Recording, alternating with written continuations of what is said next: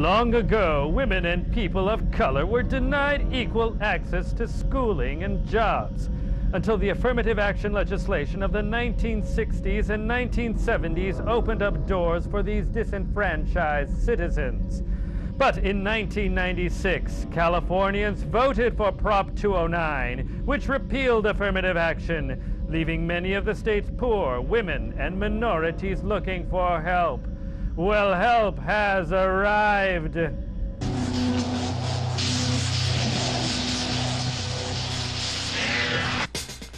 Born 1/4 Asian. We're the fastest growing minority. Do the math. 1/4 African American. I have a dream. 1/4 Latino. Si se puede. And 1/4 lady. Ooh, yeah, you go, girl. It's Affirmative Action Jackson, the multiracial superhero coming to make sure every minority and woman gets their shot at a good job and a great education. Yes, yo soy Cesar Chan Hillary Jackson, my man, also known as Affirmative Action Jackson. Affirmative Action Jackson, the perfect hybrid for academic and professional equity. Affirmative action creates an equal playing field for those who have been marginalized just because of race, gender, or both. Affirmative action Jackson! Affirmative action Jackson!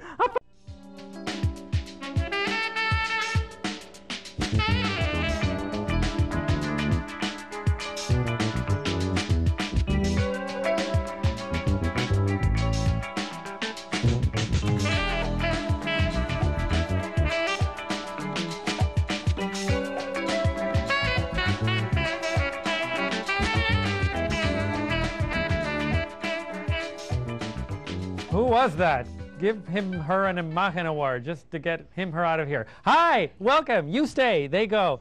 Well, you're watching Café California. I'm your host, Cris Franco, y soy muy franco. With me to discuss their positive and negative reaction to affirmative action is this fine foursome, the first of whom is Timothy Paul Perez. He is a son of farm workers, turned teachers, turned political activist.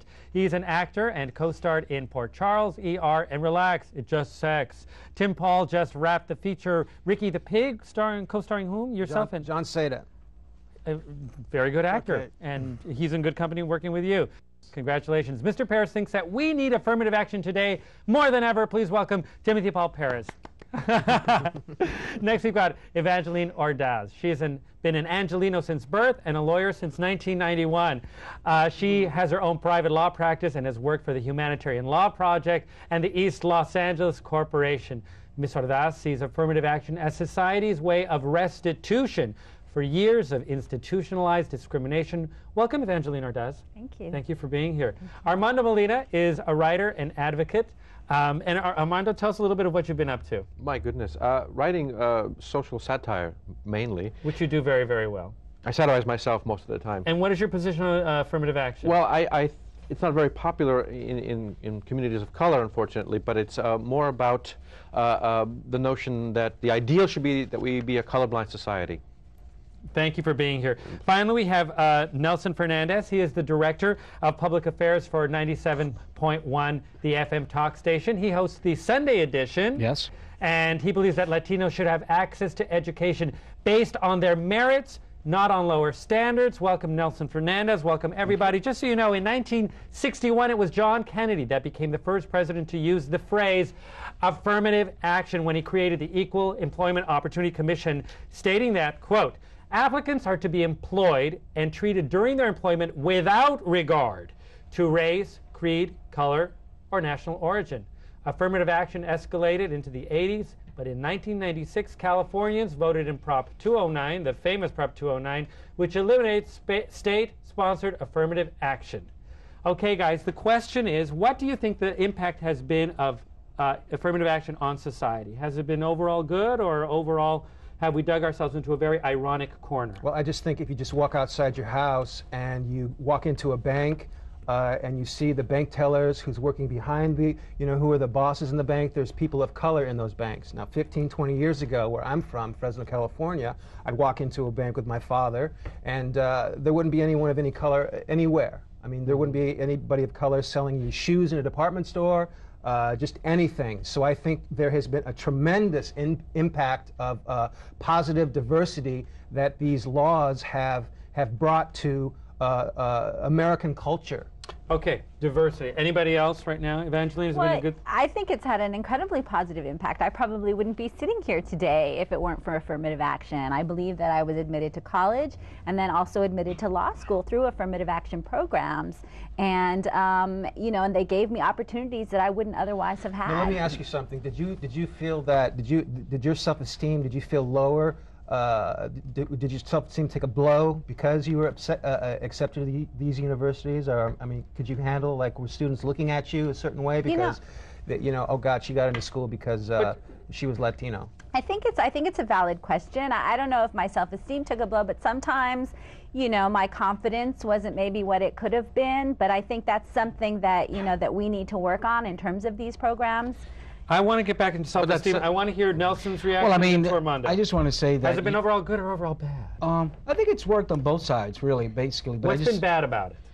Well, I think everything's been subdivided into class as opposed to the fact that the person can get in there based on their reading skills, abilities, writing skills, abilities. And so if you have a 1200 score that you're trying to achieve and you're getting in because you only had a 600 and you have an ability to do gymnastics... First of all, who makes those tests up?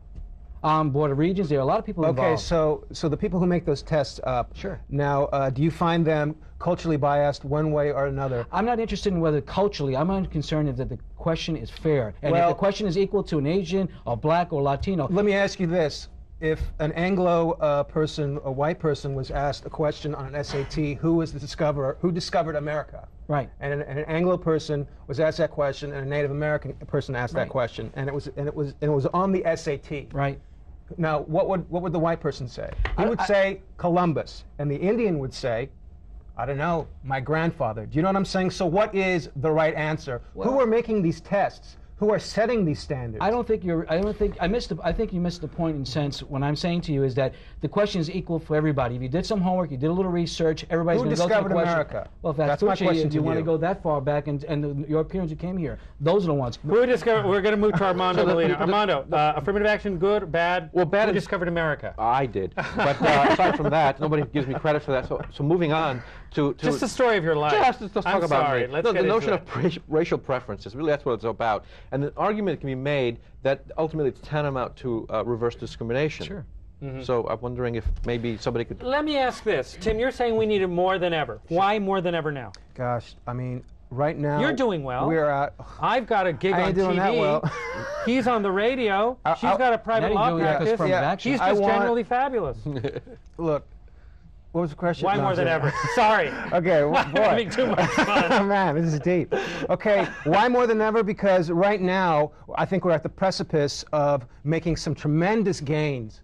And right now, there's a fear of minorities taking over America, and that is not the case. I think right now we really need to have a diverse society. We need whites, and we need Latinos, we need African Americans coming together, and we need laws. Do you guys think we need laws? We need to come together. We don't need to fear each other. Evangeline. Let me answer that, because I think the reason we need it more now than ever is because as much as ever, there is educational opportunity inequity. The ACLU has a lawsuit right now about the inequitable distribution of resources in our educational system. The inner city schools have a disproportionate number of uncredentialed teachers. They don't offer AP courses, which are essential to get the highest scores that you need to get into the university. Don't have books or pencils. And so what we really need, affirmative action programs really need to account for that there is not equal opportunity. There's not a level playing field. Okay. Nelson, let's go, Nelson. Let me just say to you, the reason why the West Side has a little bit more than the East Side or the South Side is because those on the West Side understand the process and how to get it. So they go to these, what you call, board meetings, they go fight for this, and they shake this. So you're saying Latinos aren't interested in their children's education? I'm not saying they're not. You're saying that. I'm basically saying to you that if they got off their duff and realize... So you're saying Latinos are on their duff? I want to hear your statement. Let Nelson forget about speak. whether it's Latinos or black. Speak. All I'm just merely saying to you is people in general. If you have a vested interest in something, you're going to go running after it as best way. And I don't care if you're black or blue. My point of the matter is the people who are invested and more interested in getting things done are those who are going to be involved in the process. If the West Side is Stay more involved in our because they're process. We'll be back with more Cafe